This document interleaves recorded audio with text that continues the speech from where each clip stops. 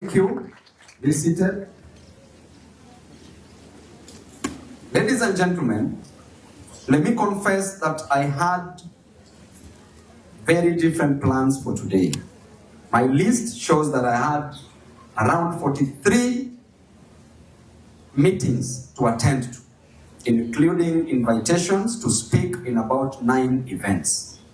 But when I saw the letter inviting me to join in celebrating a lifetime of hard work by students who sacrificed and worked hard, sometimes falling behind because of fees problems or sickness or maybe social challenges or the toughness of a health cause, I decided to put aside everything else and said,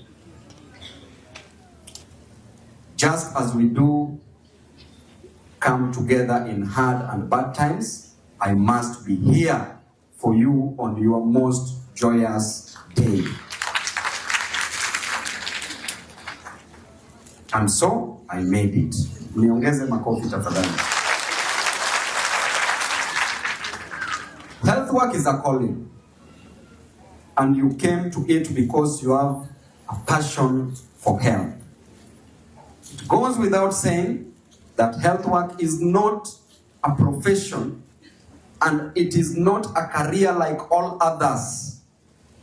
It is not a mere profession like law or politics or architecture and others, but health work is a calling. Human life is in the hands of God, our Creator. It is Him alone who has the spare parts of our bodies. But just as He has appointed the clergy to attend to our spiritual needs, God has called health workers to repair and maintain the whole human being while still here on earth. And therefore, wewe ni mtu wa mkono wa Mungu.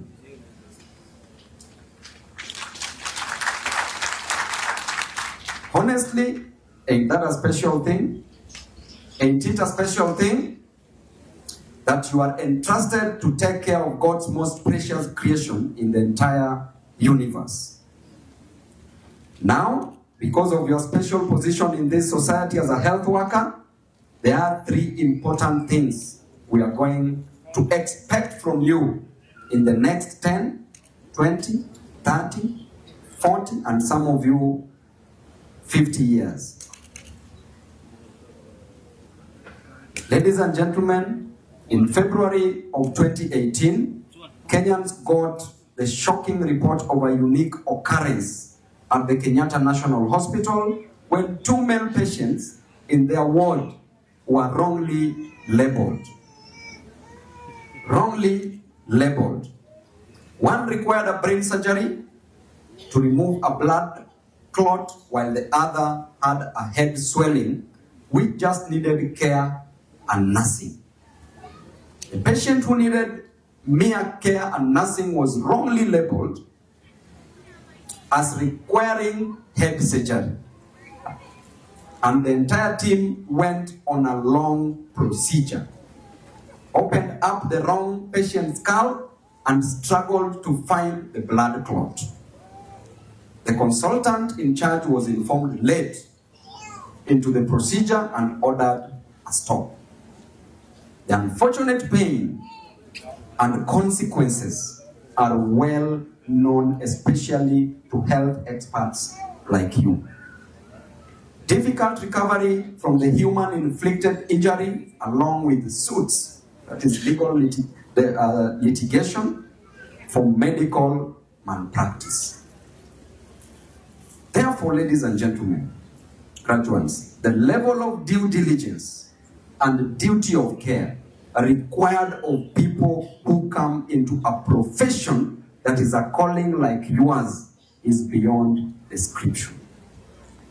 In whichever station you will work in Kenya or abroad, so much will be expected from you. If you are graduating in lab tech or health record management or nursing or surgery room assistance, anesthetics, name it, you can see where the stakes are. Our lives, the lives of Kenyans, the lives of your fellow citizens are going to be in your hands, ladies and gentlemen. And what do we expect of you? What do we expect of you? First, we expect you to further your knowledge and studies. First, most important and very urgent, further your knowledge and studies. Literacy has been redefined in the 21st century to mean stopping to read the moment you graduate. No matter how many degree certificates you will have, the moment you stop reading after graduating, you are illiterate. If you graduate today and then proceed to do your board exams and stop there, you will be among those considered illiterate in the 21st century. Or do you want me to explain how I have personally escaped that category of illiterates? Should I? Niseme nisiseme? Asante. You know, just like you, I got my first graduation in a science course, actual science. I did not stop there. I'm also an advocate. I did not stop there. I have 6 diploma courses. I did not stop there. I have a master's in actual science, LLB law, law, democracy, and governance. And I'm waiting to graduate with another master's degree. Therefore, you must go it all. Otherwise, if you stop there, you will be an illiterate person. Now, as your fan and supporter, I want you to take a very short breath as you look for a job or set up your private practice. But in 1 or 2 years, get back to class and start working on your degree and other required qualifications. Is there anybody promising me that you will do that? Is there anybody promising me that you will do that? Thank you. We know that you are graduating in tough times when our economy is not generating enough jobs commensurate to the number of our young people joining the labor market. And so it might take some time before you find your bearing. But I still want to stick to this advice. Do not go beyond 2 years. Do not go beyond 2 years before you settle in another structured study program to get you the next qualification. Again, if you truly want to succeed and be a master in the medical health sector, take a week of rest after today. Then relook at your course syllabus outline. Grab the book in the areas that you loved during your classwork and study them properly now without the pressures of exams. Get to be extensively knowledgeable in the things you love. Is it oral medicine, general human anatomy, physiology, pathology, or whatever you've studied? Start reading for knowledge in the things you love for you to be a distinct expert. It is through a lifelong commitment to knowledge and intellectual development that you will get the mental stamina and the staying power required to stand the pressures related to work in the health sector. We do not want repeats of what we saw in February 2018 at the Kenyatta National Hospital. Similarly, you must also read in management and personal development to keep yourself motivated and fired up. And beginning tomorrow, I want to recommend to you a book by the title Outliers. Please write it somewhere. Outliers by Malcolm Gladwell. Secondly, we also expect you to apply a long-term approach to success. Class of 2025, whether you immediately land a good job or not, whether you join family business or set up your own farm, do not fall into the temptation of the psychology of instant gratification. I know you were born and raised in the era of instant things. Instant love, instant coffee, instant pics, instant likes, instant reels, instant fame, instant riches, instant sex, and etc. This has created the impression that success too should be instant.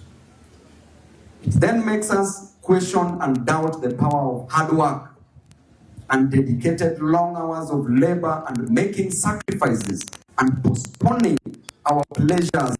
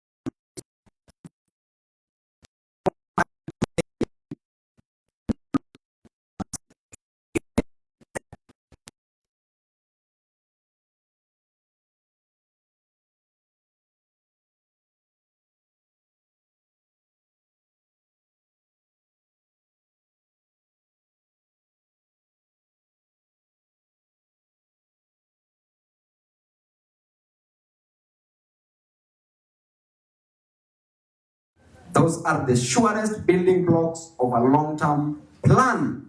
Be there for them. So the Bible says in the book of Proverbs 19:17 that he who helps the poor, he who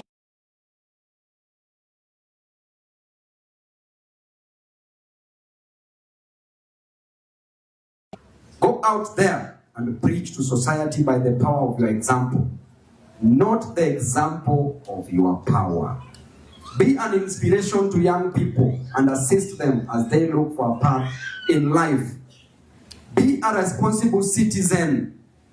Take your civic duties seriously. Know your elected leaders and try to understand the link between your vote, good governance, and opportunity for your generation. In conclusion, a famous story is told of a little sparrow bird in a mighty kingdom. The king found the sparrow bird lying on its back with its little feet raised up in the compound and asked it, "You little bird, what are you doing with your feet facing the sky?" And the sparrow answered that an announcement was made that there is a huge rock coming beyond the atmosphere that will hit and destroy our kingdom. And I have decided to put my feet up as a protective gear so that I can hold it back and prevent it from destroying our kingdom. The king laughed and asked the little bird, "Now, by the time this stone reaches your level here on the ground, would it have destroyed the whole kingdom and killed the king?" The little bird responded, "Oh, king, I am just doing what I can in my capacity." Class of 2025, the little bird was doing its best to stop a huge stone from hitting and destroying their kingdom. When you go out there, most of the challenges you face will look insurmountable. People will dismiss your efforts, and you will wonder whether anything you do matters at all. You will question your efforts and whether it is worth doing anything to save lives or end human suffering. Always remember the little bird's response to the king: "I am doing what I can in my capacity." Can you say that? I am doing what I can in my capacity. Always do what you can in your capacity. In my work in the public space as a leader and a politician, and perhaps as a citizen and as a parent, I have seen what small actions from people can accumulate to. We are not mere prisoners of fate. Our actions matter, and if we are deliberate and channel our actions, they can bend Kenya and society at large towards justice. Congratulations, class of 2025. I am proud of you. May God bless you, and may this great achievement bring happiness and good luck in your life.